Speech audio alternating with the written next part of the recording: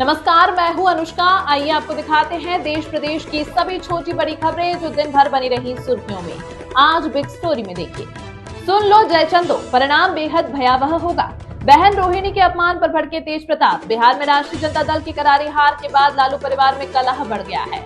रोहिणी आचार्य ने अपने छोटे भाई तेजस्वी यादव और उनके सहयोगी संजय यादव और रमेश पर गंभीर आरोप लगाया। वहीं बहन रोहिणी के अपमान पर लालू प्रसाद के बड़े बेटे तेज प्रताप यादव भड़क गए। उन्होंने जनशक्ति जनता दल के इंस्टाग्राम हैंडल पर लिखा है कि इस घटना ने दिल को भीतर तक झकझोर दिया। इस अन्याय का परिणाम बेहद भयावह होगा। समय का लेखा जोखा बड़ा कठोर है। लालू प्रसाद यादव की बेटी रोहिणी आचार्य के अपने परिवार से नाता तोड़ने और राजनीति छोड़ने के फैसले पर केंद्रीय मंत्री चिराग पासवान ने रिएक्शन दिया। चिराग पासवान ने कहा कि मैं इसके ऊपर कोई टिप्पणी नहीं करूंगा, क्योंकि मैं समझ सकता हूं कि जब कोई परिवार ऐसी मुश्किल स्थिति से गुजरता है तो उसकी मानसिक हालत क्या होती है। इससे मैं भी गुजरा हूं। हमारे बीच राजनीतिक मतभेद हो सकते हैं, लेकिन हमेशा मैंने लालू यादव के परिवार को अपना माना है। यूक्रेन और रूस के बीच एक बड़ी डील जल्द होने वाली है। इसका ऐलान खुद यूक्रेन के राष्ट्रपति व्लादिमीर जेलेंस्की ने रविवार को किया है। उन्होंने कहा कि यूक्रेन और रूस युद्धबंदियों की अदला बदली की प्रक्रिया को फिर से शुरू करने के लिए सक्रिय रूप से काम कर रहे हैं, जिससे लगभग 1200 यूक्रेनी कैदियों की रिहाई संभव हो सकेगी। यह बयान राष्ट्रीय सुरक्षा प्रमुख रुस्तम उमेरोव के द्वारा वार्ता में प्रगति की शनिवार को की गई घोषणा के एक दिन बाद आया है। बिहार में विधानसभा चुनाव संपन्न हो गया है। चुनाव में एनडीए गठबंधन को बहुमत भी मिल गया है, जिसके बाद दोबारा सरकार बनाने की कवायद तेज हो गई। गठबंधन के घटक दलों के शीर्ष नेताओं के बीच लगातार मुलाकातों और बैठकों का दौर शुरू हो गया। इसी बीच बिहार की नई सरकार की कैबिनेट में किस पार्टी के कितने मंत्री होंगे, इसे लेकर बड़ी जानकारी सामने आ रही है। सूत्रों के मुताबिक यह माना जा रहा है कि 6 विधायक के आधार पर हर पार्टी से एक मंत्री नई सरकार की कैबिनेट में शामिल हो सकता है।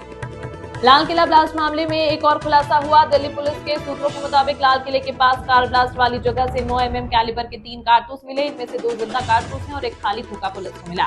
पुलिस के सूत्रों के मुताबिक धमाके वाली जगह से 9 mm कैलिबर के कारतूस बरामद हुए। कर्नाटक के मंत्रिमंडल में फेरबदल की चर्चा के बीच राजनीतिक पर्यवेक्षक मुख्यमंत्री सिद्धारमैया और उप मुख्यमंत्री डीके शिवकुमार की नई दिल्ली यात्रा पर उत्सुकता से नजर रखे रहे हैं। कर्नाटक कांग्रेस के दोनों प्रभावशाली नेता पूर्व केंद्रीय मंत्री कपिल सिब्बल द्वारा लिखित पुस्तक के विमोचन में भाग लेने के लिए राष्ट्रीय राजधानी में है। सत्तारूढ़ कांग्रेस के सूत्रों के अनुसार मुख्यमंत्री ने राहुल गांधी से मुलाकात की और उनसे चर्चा की। एक पखवाड़े पहले मुख्यमंत्री ने मीडिया से बातचीत में कहा था कि उन्होंने दिल्ली के अपने दौरे के दौरान मंत्रिमंडल में फेरबदल पर चर्चा के लिए राहुल गांधी से मिलने का समय मांगा है।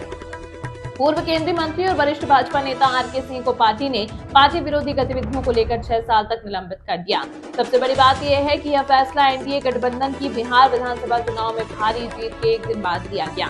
पार्टी से निकाले जाने के कुछ ही देर बाद आरके सिंह ने शनिवार को भाजपा की प्राथमिक सदस्यता से इस्तीफा दे दिया है।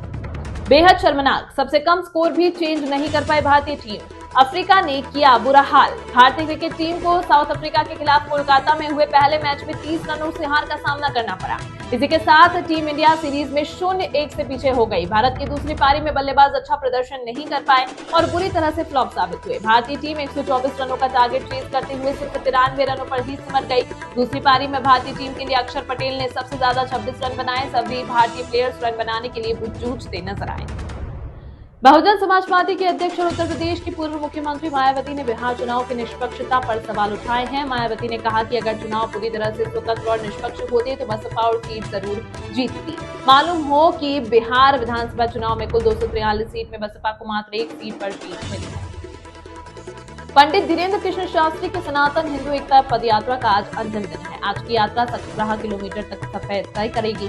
150 किलोमीटर की इस यात्रा का आज समापन होगा। आज की यात्रा 2 हिस्सों में तय की जाएगी। सुबह यात्रा 8.5 किलोमीटर चलकर चारधाम मंदिर पहुंचेगी। यहाँ दोपहर का भोजन होगा। शाम को 8.5 किलोमीटर चलकर धीरेन्द्र कृष्ण शास्त्री और अन्य यात्री बांके बिहारी मंदिर पहुंचेंगे, जहाँ बांके बिहारी जी के दर्शन किए जाएंगे। इसी जगह पर यात्रा के समापन की घोषणा की जाएगी।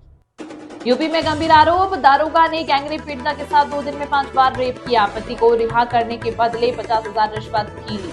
यूपी के बुलंदशहर से एक चौंकाने वाला मामला सामने आया। यहाँ एक गैंगरेप पीड़िता ने आरोप लगाया है कि उसके साथ दारोगा ने भी 2 दिन में 5 बार रेप किया और उसके पति को थाने में बिठा दिया।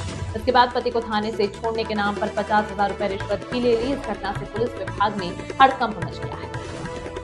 आगरा जिले के सदर कोतवाली क्षेत्र में पुलिस ने कथित तौर पर विधायक बताकर होटल के कमरे का बिना किराया दिया 18 दिनों तक रहने को लेकर दिल्ली के तुगलकाबाद निवासी विनोद और उसके साथी मनोज को हिरासत में ले लिया है। पुलिस ने शनिवार को यह जानकारी दी। पुलिस के अनुसार विनोद ने खुद को विधायक बताया और धौंस देकर 18 दिन से बिना किराया दिए होटल में ठहरा हुआ था।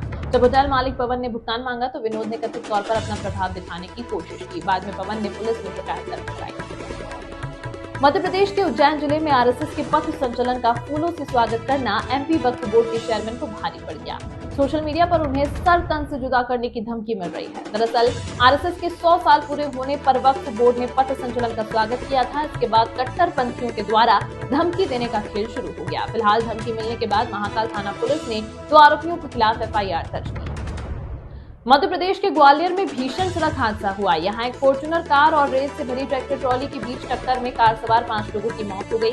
हादसे के दौरान ही 5 लोगों ने मौके पर ही दम तोड़ दिया। इस घटना से इलाके में हड़कंप मच गया है। शिक्षा मंत्री के बिगड़े बोल समाज सुधारक राजाराम मोहन राय को कहा अंग्रेजों का दलाल, बाद में मांगी माफी। मध्य प्रदेश के आगरमालवा में बिरसा मुंडा जयंती कार्यक्रम के दौरान प्रदेश के उच्च शिक्षा मंत्री इंदर सिंह परमार का विवादित बयान सामने आया, जिसने राजनीतिक बवाल खड़ा कर दिया। बिरसा मुंडा जयंती कार्यक्रम में बोलते हुए परमार ने दावा किया कि राजाराम मोहन राय अंग्रेजों के दलाल की तरह काम करते हैं।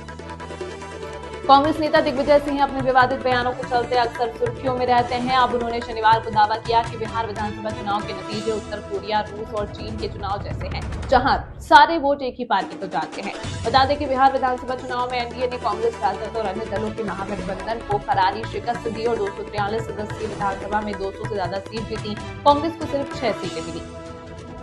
बिहार विधानसभा चुनाव में एनडीए की बम्पर जीत पर नीतीश कुमार के बेटे निशांत का बयान सामने आया। उन्होंने कहा कि इतने बड़े जनादेश के लिए प्रदेश की जनता को धन्यवाद। ऐसे जनादेश की उम्मीद नहीं थी। इस भरोसे को पिताजी कायम रखेंगे। प्रदेश में विकास की रफ्तार और तेज होगी। बिहार विधानसभा चुनाव में एनडीए को कुल 202 सीटों पर जीत हासिल हुई है। वसई में शिक्षक ने लगवाए 100 उठक बैठक, छात्रा की मौत। बाल दिवस पर हुई दुखद घटना। वसई पूर्व के सातीवली स्थित कुबरापाड़ा इलाके में हनुमंत विद्या मंदिर स्कूल है। यहाँ 1ली से 8वीं तक के छात्र पढ़ते हैं। इसी स्कूल में देर से आने पर शिक्षक ने छात्रों को उठक बैठक की सजा दी। इसमें एक 13 वर्षीय छात्रा की तबीयत बिगड़ गई और शनिवार रात को जेजे अस्पताल में इलाज के दौरान उसकी मौत हो गई। मृत छात्रा का नाम काजल अंशिका गौड़ है और वह कक्षा 6वीं में पढ़ती है। महाराष्ट्र के पुणे से सटे पिंपरी चिंचवड़ इलाके से एक हैरान करने वाली खबर सामने आई। यहाँ शोरूम से खरीदी गई थार गाड़ी से एक किसान इतना परेशान हो गया कि उसने थार गाड़ी को गधों से खिंचवाया और जिस शोरूम से उसे खरीदा था वहीं लाकर खड़ा कर दिया। इस दौरान किसान ने ढोल नगाड़े भी बजवाए, जिससे मौके पर लोगों की भीड़ जमा हो गई। इस पूरी घटना का वीडियो वायरल हो रहा है। महाराष्ट्र में हिंदी भाषी शख्स के साथ एक बार फिर से मारपीट का मामला सामने आया। राज ठाकरे की पार्टी महाराष्ट्र नव निर्माण सेना ने नवी मुंबई के वाशी में हिंदी भाषी शख्स को पीट दिया। मनसे का आरोप है कि उसने मराठी महिला से दुर्व्यवहार किया था। उसने पैसे के लिए अपनी महिला सहकर्मी के साथ दुर्व्यवहार किया और दफ्तर में अभद्र भाषा का इस्तेमाल किया। इस न्यूज के प्रायोजक है सर्वोकॉन, रखे सब कंट्रोल में। FMS इंफ्राटेक रियल एस्टेट का भरोसेमंद साथी, servo step for strong tomorrow और अयाज परफ्यूम्स।